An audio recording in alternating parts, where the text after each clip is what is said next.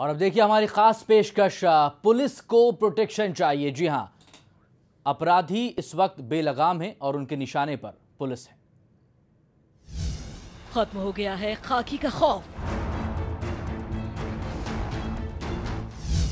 अपराधी अब पुलिस से नहीं डरते। दिल्ली में दिन दहाड़े कांस्टेबल का कत्ल। सिपाही मोटरसाइकिल पे बैठा हुआ एकदम से नीचे गिरा। गिरते ही जब पता लगी जिसको गोली मार के दो लड़के चले गए। एक महीने में दूसरे पुलिस वाले की हत्या। सर के पीछे से गोली लगी है और हॉस्पिटल में ब्लड डेड हुआ है।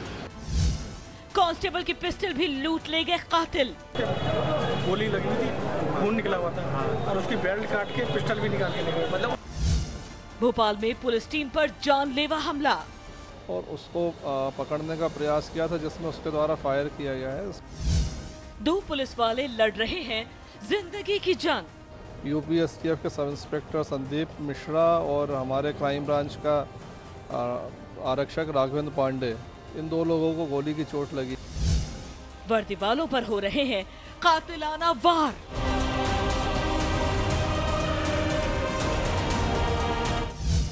हिफाजत करने वाले खुद महफूज नहीं।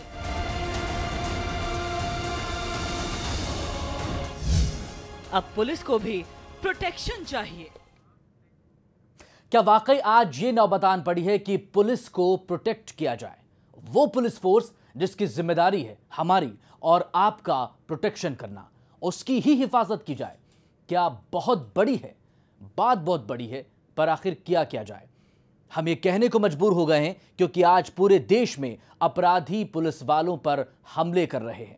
दिन दहाड़े पुलिस वाले कत्ल किए जा रहे हैं, वो भी देश की राजधानी दिल्ली में।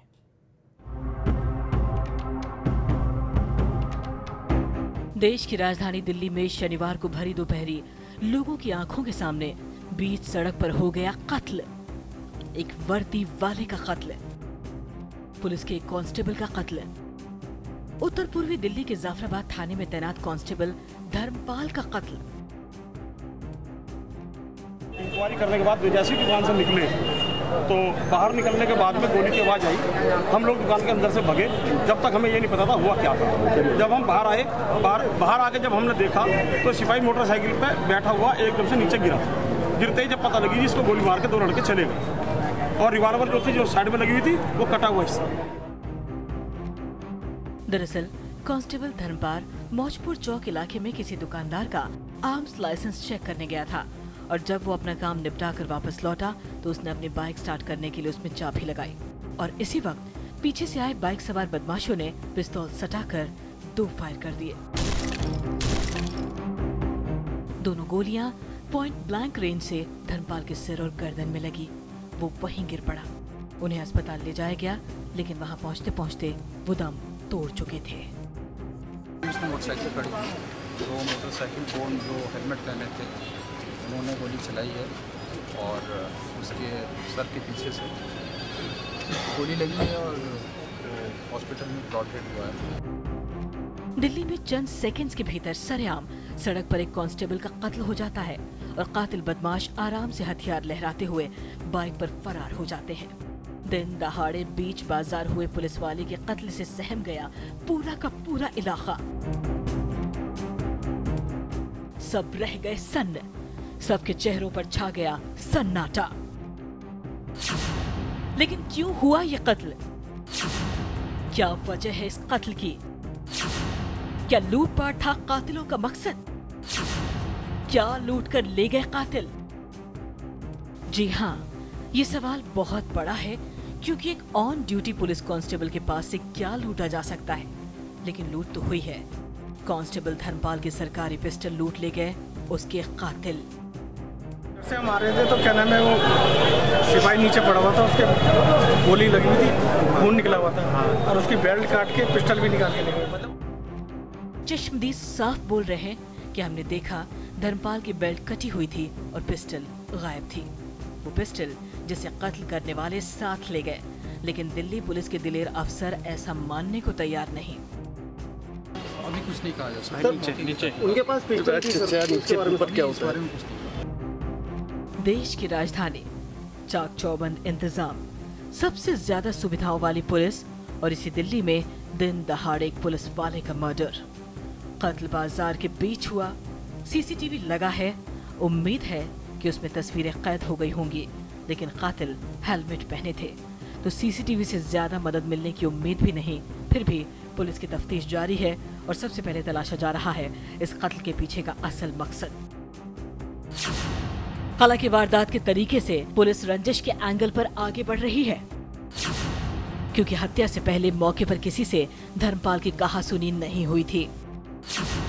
क्या कांस्टेबल धर्मपाल का परिवार रंजिश की बात से इनकार कर रहा है? कभी कोई बात हुई इनसे किस तरह की? नहीं, कोई नहीं जी, घर से कोई झगड़ा नहीं है। बताया कि किसने मारी? किसने बताया किसने मारी गोली? मेरे को जीजाजी ने फोन करके बदमाशों ने गोली मारी। स्पेशल सेल, क्राइम ब्रांच सब जांच कर रहे हैं, क्योंकि कत्ल उनके बीच के ही एक शख्स का हुआ है और कांस्टेबल धर्मपाल का कत्ल क्यों हुआ, किसने किया उसका कत्ल, इसका पता शायद जांच के बाद लग भी जाए। लेकिन दिल्ली पुलिस इन तस्वीरों के आईने में, इस वारदात के आईने में अपनी असलियत जरूर देख सकती है, क्योंकि पहली बार दिल्ली की सड़कों पर नहीं बहा है वर्दी पहनने वालों का खून। पिछले महीने सीलमपुर के एक हवलदार शिवराज तोमर को गोली मारकर उनका मर्डर कर दिया गया था। हालांकि उस मर्डर के संदिग्ध आरोपी फिरोज को स्पेशल सेल ने एनकाउंटर में मार दिया था। और अब 1 महीने के बाद एक और पुलिस वाले का कत्ल कर दिया गया। वैसे तो एक बात बार बार कहने की यहाँ पर जरूरत नहीं, फिर भी बोल देते हैं। शायद दिल्ली पुलिस के दिलेरों के कान तक पहुंच जाए ये बात कि अब दिल्ली में बदमाशों को, दिल्ली में अपराधियों को, दिल्ली में कातिलों को कम से कम दिल्ली पुलिस का तो कोई डर नहीं। न्यूज़ एक्सप्रेस के लिए दिल्ली से जितेंद्र कुमार के साथ ब्यूरो रिपोर्ट।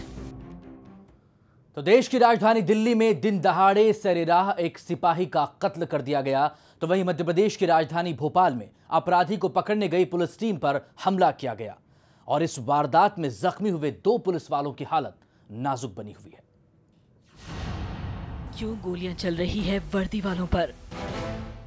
क्यों हो रहा है बार बार पुलिस का सीना छलनी? क्यों खौफ खत्म हो गया है खाकी का? क्यों क्यों क्यों? ये क्यों का सवाल आज बहुत बड़ा बन गया है, क्योंकि इस क्यों से सिर्फ पुलिस का ही सरोकार नहीं है, बल्कि हमारा, आपका, हम सब का सरोकार है। हम सब की सुरक्षा की बात है, और ये सुरक्षा कैसे हो जब सुरक्षा की जिम्मेदारी उठाने वाली पुलिस ही आज सुरक्षित नहीं है। भोपाल में हुआ पुलिस टीम पर कातिलाना हमला। यूपी एसटीएफ और भोपाल क्राइम ब्रांच की टीम पर हुई गोलीबारी और अस्पताल में 2 पुलिस वाले लड़ रहे हैं जिंदगी की जंग। जी हाँ, भोपाल पुलिस के तमाम अफसर इस नर्मदा अस्पताल के बाहर अपने 2 साथी पुलिस वालों की सलामती की दुआ कर रहे हैं। शनिवार रात को हुई ये वारदात जब यूपी के सीतापुर जेल से फरार बदमाश आशु दीक्षित को पकड़ने भोपाल आई यूपी एसटीएफ के एक सब इंस्पेक्टर और भोपाल क्राइम ब्रांच के कांस्टेबल को बदमाशों ने गोली मार दी। दरअसल यूपी एसटीएफ को पता चला था कि फरार बदमाश आशु दीक्षित भोपाल में है। इसी जानकारी के आधार पर एसटीएफ की टीम भोपाल पहुंची थी। यहाँ यूपी एसटीएफ ने भोपाल क्राइम ब्रांच के साथ उसे पकड़ने के लिए टीम बनाई। आज यूपी पुलिस की एक एसटीएफ की टीम आई थी, जहाँ की सीतापुर का एक बदमाश है जो कि वहाँ से फरार चल रहा था। उसकी गिरफ्तारी के लिए उसने अपने लोकल पुलिस से इमदाद ली थी, जिसमें कि अपने क्राइम ब्रांच की टीम साथ में भेजी गई थी। ये पुलिस टीम आशु को गिरफ्तार करने के लिए निकली।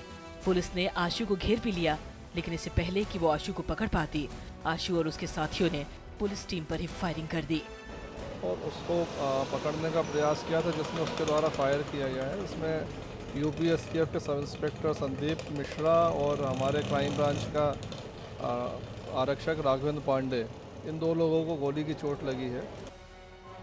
पुलिस पर गोली चलाने वाले बदमाश मौके से फरार हो गए और दोनों जख्मी पुलिस वाले अस्पताल में हैं। दोनों की हालत नाजुक बनी हुई है। ऐसे में सवाल यही उठता है कि कैसे अपराधियों की हिम्मत इतनी बढ़ गई कि उन्होंने वर्दी पहनने वालों पर ही जानलेवा हमला कर दिया। क्या खाकी का इकबाल खाक में मिल गया है? और क्या अब आम जनता को प्रोटेक्ट करने वाली पुलिस फोर्स को ही बदमाशों से प्रोटेक्शन देने की जरूरत हो गई है। न्यूज एक्सप्रेस के लिए भोपाल से प्रशांत शर्मा के साथ ब्यूरो रिपोर्ट।